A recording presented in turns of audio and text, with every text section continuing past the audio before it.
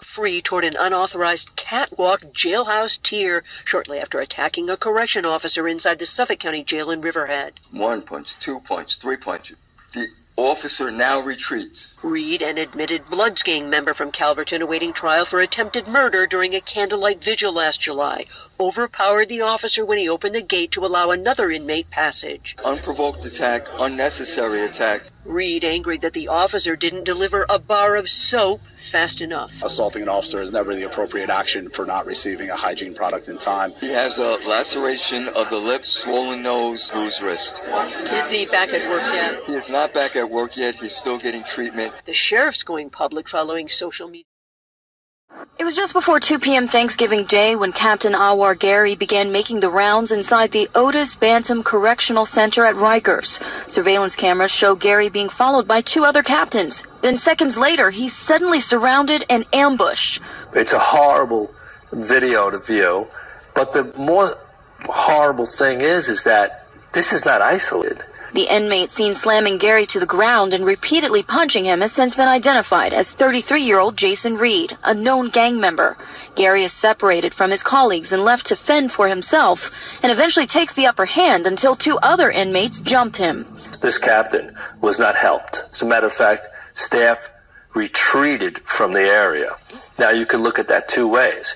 You could look at that as just barely being a coward, or you could look at it as staff is so concerned for their own safety that that's the only thing that's paramount in their mind.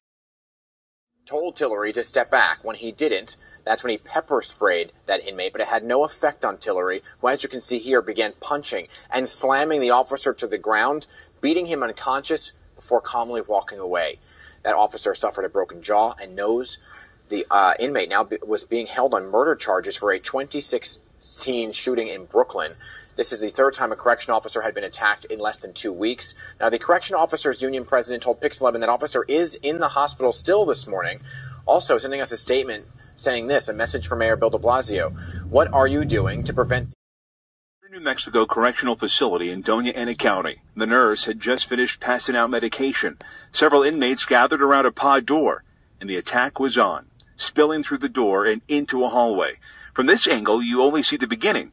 Those 2 inmates outside the door looked like they were trying to block it shut. Here's the angle from inside that hallway. Both officers attacked. One of the brawls moves farther down, the other right in front of you. The inmates kicking the officer after he went down. At one point, it was 5-on-1. The officer gets up to fight back, though, but in the end, he's just outnumbered. At one point, the inmates leave him and get on their knees facing the wall. Here's the 3rd angle of surveillance, the other officer being attacked. 2 inmates, and later, several more join in. But then other officers come to the rescue. Inmates move to the wall. There's the tear gas. The whole thing lasted about 1.5 minutes. I want to point out the staff response that evening. It was very calculated. It was very professional. The 2 officers were rushed to the hospital. And now, just a couple weeks after this, a grand jury returned an indictment. 7 inmates in all were charged with things like kidnapping, assault, and attempted murder. The significance of these charges are great. The violence that was inflicted upon these officers is reflected by the finding of probable cause.